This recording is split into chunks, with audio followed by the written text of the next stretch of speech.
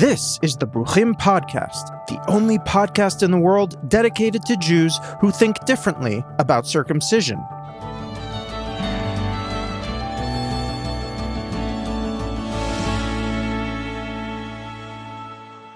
Welcome to the Bruchim Podcast. I'm your host, Eli Ungar-Sargon, and I'm sitting here in sunny Los Angeles.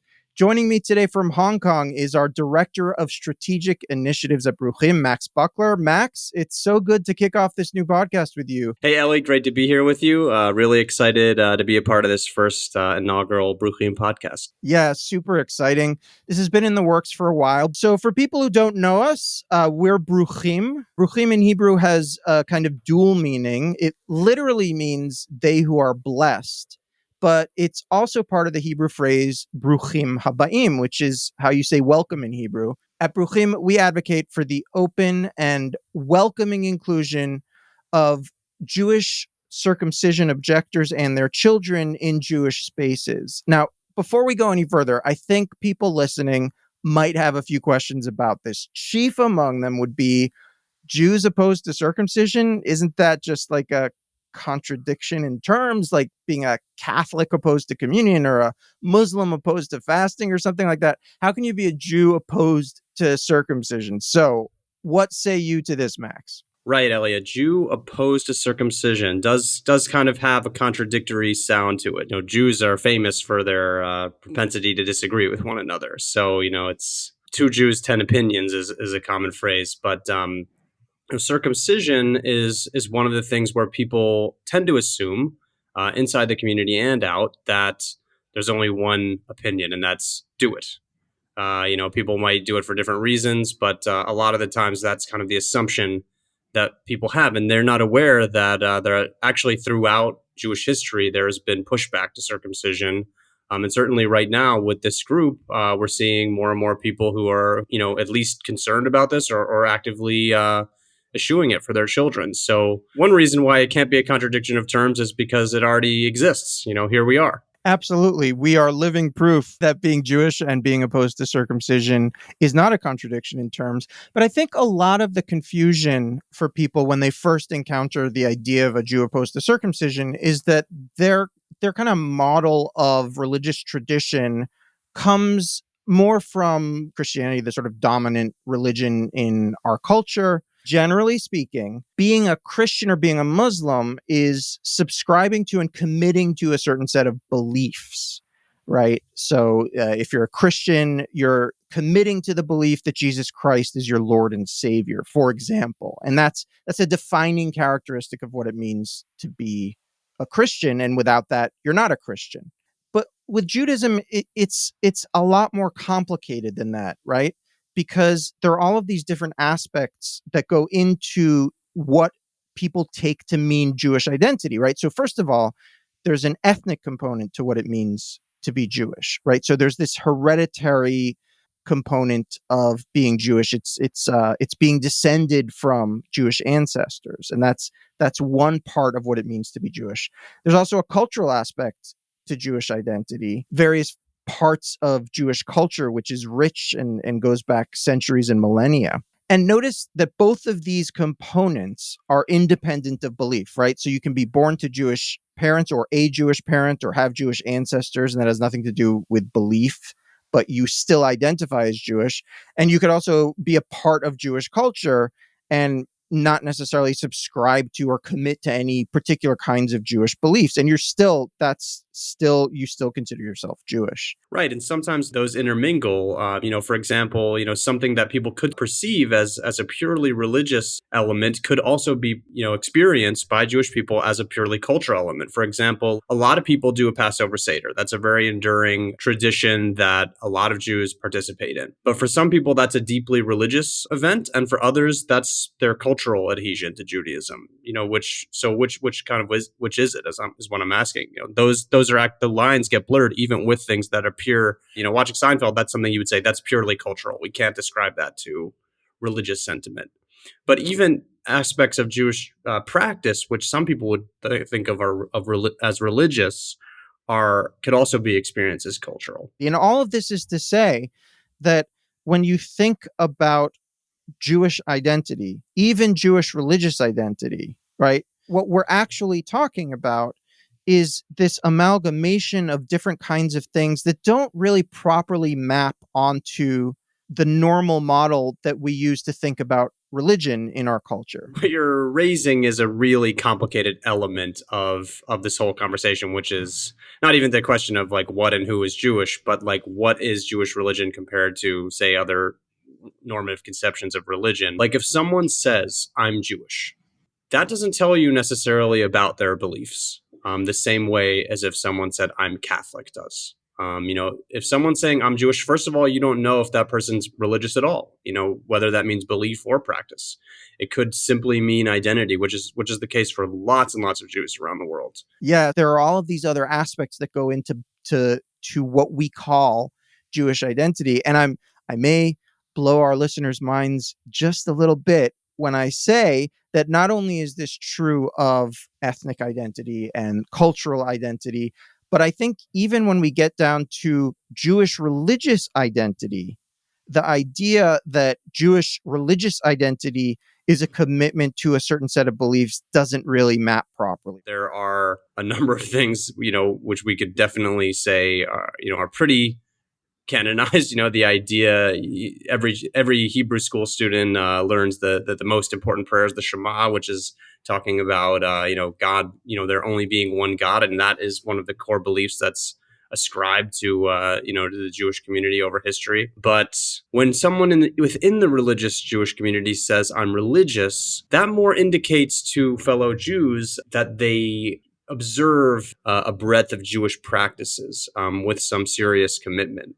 So I think when I think of who is a religious Jew, I think more about who's committed to a certain set of practices than beliefs. So that's true.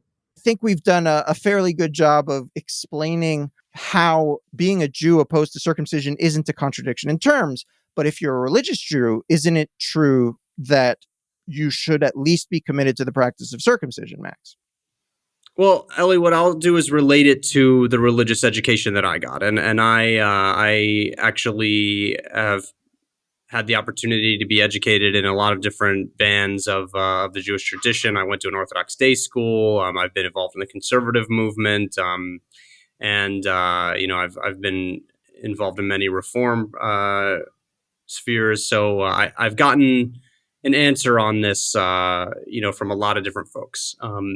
One of the things you'll see in the Jewish world is that questioning and challenging is really, really important, and that can be applied to even some of the most important practices in the Jewish tradition and in the spectrum of Jewish practice. So even something like as historically important as circumcision, the way I perceive what's important Jewishly is to take something that is potentially really important, put it on the table and say, do we need this? Why did we do it before?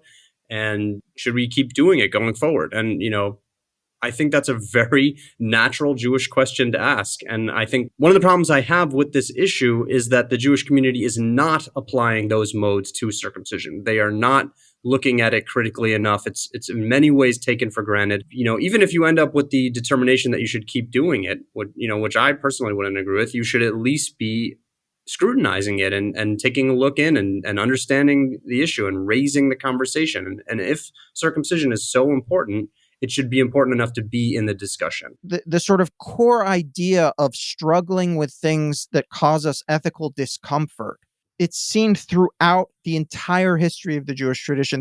There's actually no point in Jewish history where Jews weren't struggling with some aspect of the tradition from an ethical perspective. And that brings me to the sort of need for Bruchim in the world. Why is there a need for Bruchim in the world?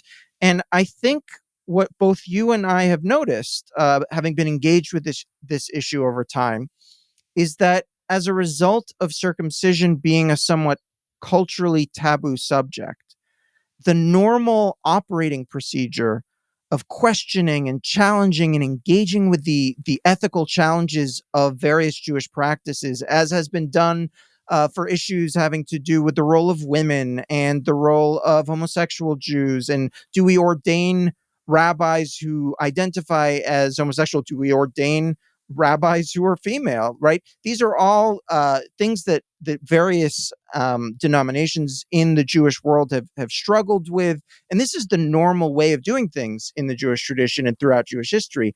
But circumcision has somehow been relegated to a place where we don't really have these conversations in the same way. And I think you and I were both disturbed by this. And it's a big kind of motivating force behind why we've engaged so deeply on this issue. Yeah, and I know this is something you've written about with specific to the reform movement, that and a concern that we have is that it seems that if this were elevated to a more prominent discussion, intra-community, then there'd be a lot more opposition to the practice. And one of the reasons why it's so prevalent is because there isn't that robust discussion. And I think that I think that is one of the great aspects of Bruchim, is like making this safe space to take this issue out and take a look at it, carefully and sensitively, for people within the Jewish community. That's definitely, for me, a key part of what we're doing at Bruchim is creating, as you say, a safe space for Jews of all stripes to question circumcision from an ethical perspective and still remain within their Jewish identity. To me, that's sort of a key component of how we do things and why we do things, right? It's this idea that central to the Jewish tradition throughout history, if something is bothering the Jews of that generation from an ethical perspective, there are mechanisms within the Jewish tradition to deal with that. And in fact, that's how the Jewish tradition evolves. That's how the Jewish, and I'm talking about this not just from a cultural perspective. This is religious. What I'm saying now is how the religious Jewish tradition has evolved over time. It's ethical challenges that people of a generation have, that they bring and engage with the tradition, and there are mechanisms, legal mechanisms and other religious mechanisms for dealing with those areas of conflict. And that's how you can see all kinds of things moving into the past, into the rearview mirror. So, Temple Judaism, when the temple was destroyed, Judaism had to make a massive shift to community-based, synagogue-based, learning-based forms of religion. And with that, the entire sacrificial system went out the window. The entire religion sort of had to undergo a revolution. And there have been multiple revolutions of that nature over the course of Jewish history. And it's the exact kind of thing where if you said to people in the era, of sacrifices that, in another 1,000 years, people will think of sacrifices as like, so unethical to the point that they wouldn't even consider bringing them back, they'd say, well, then there won't be any more Judaism.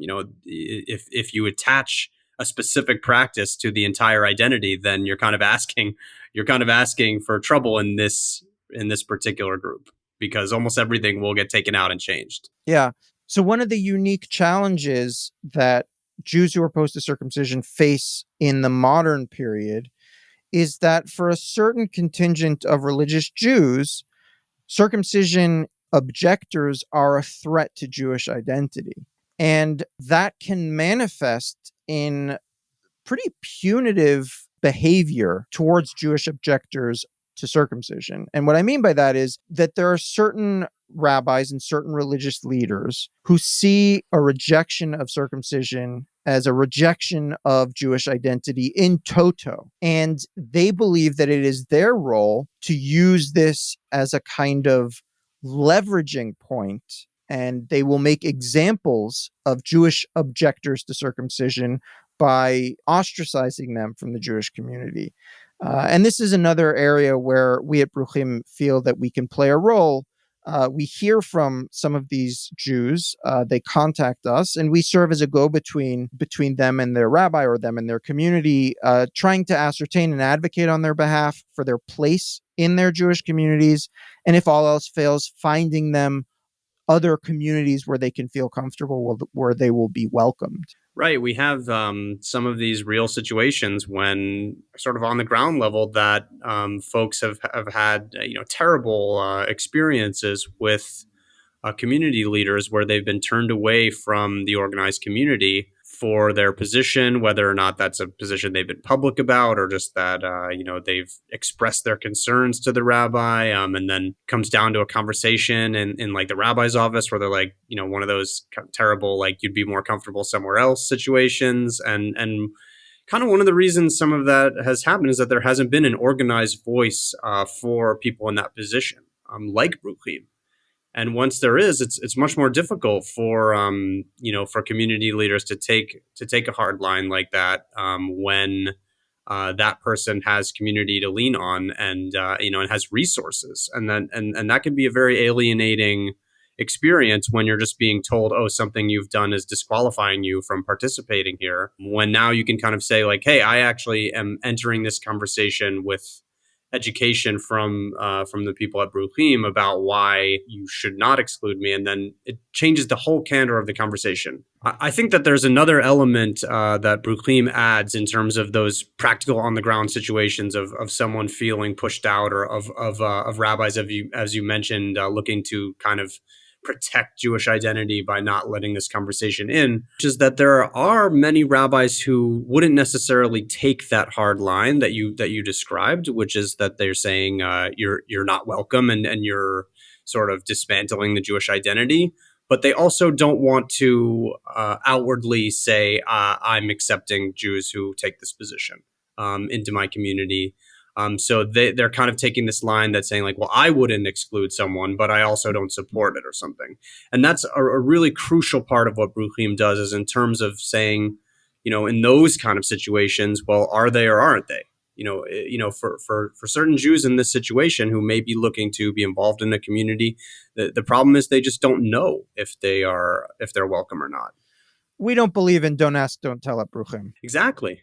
This just does not work. And I think this is a really important point, because I think listening to this, a reasonable person might say, well, whose business is it who's circumcised, and why can't people just keep it to themselves and no one has to know? And we have a don't ask, don't tell situation. And we are very strongly against don't ask, don't tell, for the simple reason that it ultimately ends up defaulting to alienating people. Because when people don't know where they stand on this issue, they will ultimately just fall off the map and not participate in Jewish life and feel alienated from their Jewish identities. And so we strongly believe that communities and synagogues and rabbis and summer camps and Jewish institutions need to openly welcome and proactively welcome these Jews back into the community who, for obvious reasons, feel very deeply alienated from Jewish life and sometimes from their Jewish identity.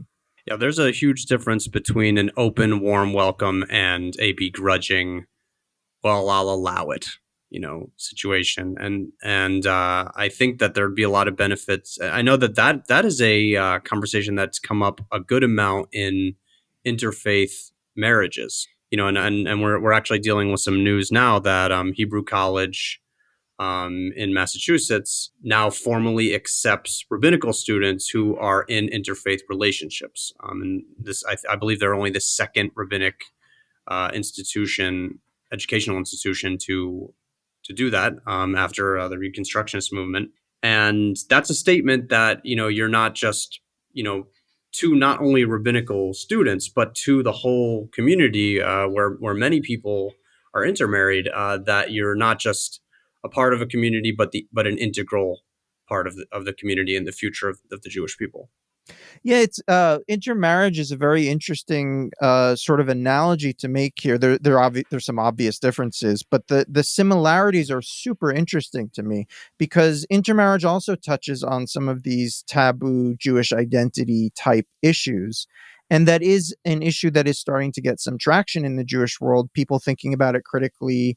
There's still a lot of work to be done, I think, around accepting interfaith families. And there's a lot of the sort of toxicity that we see around this issue too, unfortunately, with interfaith marriage and interfaith families, but some progress is being made. I think it's really similar in terms of the ways, and not the issues themselves, but in terms of the ways that community authorities have viewed it as a threat to the future of Jewish identity. And then also in terms of saying like, well, once you have people who are in that situation, how do you integrate them in the community. And what we're arguing for is that, when people have different views, even if they're minority views within the community, like the community is just much richer when you have those people in the mix and have them not just tolerated, but as a full member of the community. I'm wondering if you would share with our audience, Max, your personal journey to this issue. How did you first start thinking critically about circumcision? Why has it become such an important part of your life? Tell us about how you came to this. Yeah, so this is a question that comes up for anyone considering speaking publicly. You're going to be asked about your origin story. For me, what's funny is I'm not really 100% sure the exact moment when I became concerned about circumcision. It kind of grew on me over time through conversations within the community. But what I can say for sure is that I know the moment when I kind of went over the top, so to speak, in terms of, kind of being on red alert, being like, I need to start getting involved. I need to start doing more reading, which was when I saw a very popular video on YouTube, I think over 1 million views, of a debate between Harold Kushner, conservative rabbi, very well-known conservative rabbi, and Christopher Hitchens, who's a very well-known kind of atheist who spent the last, I'd say decade of his life, kind of going after religion and doing a lot of debates with religious people of all stripes. And Kushner's the author of When Bad Things Happen to Good People. Is that right? That's right. Kushner is an amazing figure in terms of showing the way of what a liberal, religious, ethical thinker can do. I mean, he wrote books. He thought deeply about a lot of different moral issues and came up, he was great. But the problem here is that, in this debate, Hitchens brings up circumcision and, he's saying, I would never go after a child with a sharp stone. And what if I was cutting, a little girl and kind of like a very basic attack on circumcision. There are things that a morally normal, even a very morally average or mediocre person would not unprompted do. For example, hold down their daughter at the age of 6, tear off her underwear and cut her genitalia with a sharp stone. They wouldn't do that if they didn't think God was telling them to do it, or the mullahs, or if it's a boy, the rabbis weren't telling them to do it. One of the reasons why I have the lurid subtitle I do, my book, that Religion is a Poison, is that it makes ordinary moral people, compels them, forces them, in some cases orders them to do disgusting, wicked, unforgivable things. There's no expiation for the generations of misery and suffering that religion has inflicted in this way and continues to inflict, and I still haven't heard enough apology for it. Rabbi, you want to add something? No, it's not for me so much that in that debate that Hitchens was so compelling, but what's telling is how poorly Kushner responded to it and how unprepared he was, and I want to say how intellectually dishonest he is in his answer. Christopher, I've got to call you down on referring to circumcision as genital mutilation. My son cried more at his first haircut than he did at his bris. And statistically, you weren't doing it right then. Statistically, the only long-term effect that it seems to have on people is it increases their chances of winning a Nobel Prize. I mean, he's responding basically with dad jokes. He's basically just dismissing concerns over cutting off part of a child's genitals. And I don't think you can dismiss those concerns with just dad jokes. I can't find the compulsory mutilation of the genitals of children as subject for humor in that way, or flippancy in that way. Maimonides says very plainly that it's designed to repress sexual pleasure, to deprive a male child as far as possible of the opportunity of that.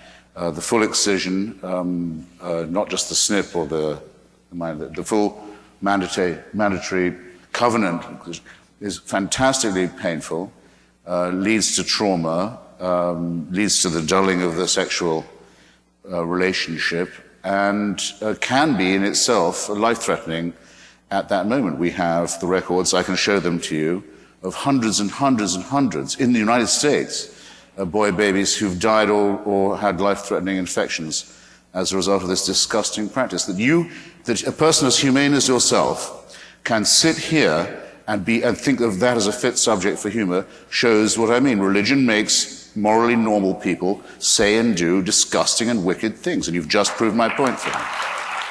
So when I see that someone who is even as deeply morally concerned as Kushner just responding that way, what that to me indicates is that there's a greater hole in the community for understanding why we're doing this issue, that like even someone who's that high up can't even defend it on a basic level. And it was after I saw that interview that I kind of went on red alert and I started learning more about the topic and getting more serious about talking to people. And you know, just to throw in one more note about that debate, I also use that as a point of empathy when I'm having conversations about circumcision, because when I see that, you know, even someone like Harold Kushner could struggle so much to engage on this topic, you know, against someone criticizing it, I kind of think like, what chance does your average just Jew on the street have, you know? And people haven't had the time to think about this deeply. And if even Harold Kushner struggles, then this is just something that needs education, because what Kushner is responding to in his defense isn't so much circumcision, it's Jewish identity in total. He's saying you can't go against circumcision because then you're just going against the Jews. And that's a very deeply held identity point that's common in the community. So, you know, I think there's a lot we can learn from that interaction. And for me, it's my first time that I said there's a major problem. Thanks for sharing that. It must have been a really distressing moment for you, especially given what is obviously a lot of respect that you have for Harold Kushner and his work. So, you know, I always believe in pursuing great intellectual integrity on this topic. You know, so for people who are really entrenched in defending circumcision, you know, what they have on their side is a very deep history of Jewish thinkers placing a great importance on circumcision. That is there. You know, so for us, you know, for Jews who are opposing circumcision, you know, we can't deny that long thread of importance. But at the same time, you know, even for the most observant Jews out there, it's never been the case that a non-circumcised Jew is not a Jew, or that a person who opposes circumcision ceases to be Jewish. You know, what we have, and you know, mostly is two problems. One is that they, you know, a non-circumcised Jew cannot partake of the Paschal lamb sacrifice, a practice which has been out of order, you could say, out of fashion for thousands of years and is now irrelevant. And also a punishment known as karet, which applies to actually a number of transgressions, which also is debated in terms of what it actually means. But it's never been the case that you're not Jewish. And that's a really important point for people to understand when they're dealing with this issue. Yeah, I think it is important. Max, thank you so much for joining me today. All right. Next time on the Bruchim Podcast. And what was your reaction when your father came to you at 7 years old and said, you know, we need to cut a part of your penis off? Yeah, you know, I honestly can't remember what it was. And I've been interviewed for a documentary that I'm participating in about this, and we keep trying to, you know, go back to it. I imagine not fully comprehending everything that this entailed. I mean, how do you? You know, because it's not like somebody says, well, we're going to cut off, you know, your fingernail, and you know what that is, right? But it's not, because the penis is so private that the whole idea of it probably was not discussed, you know, I'm sure it was glossed over in some ways, but also I do remember that the idea was that I was going to become Jewish, that this was going to be a huge part of it. That I do recall. And that I think the feeling was it had to be done. It had to be done. Thank you for listening to the Bruchim Podcast. If you like what you've heard here, please go on over to our website, bruchim.online. That's BRUCHIM.online, and consider supporting our organization. We're a 501c3, so all donations are tax deductible. If you have any questions or comments, feel free to email us at info@bruchim.online. Stay safe, stay healthy, and lehitraot.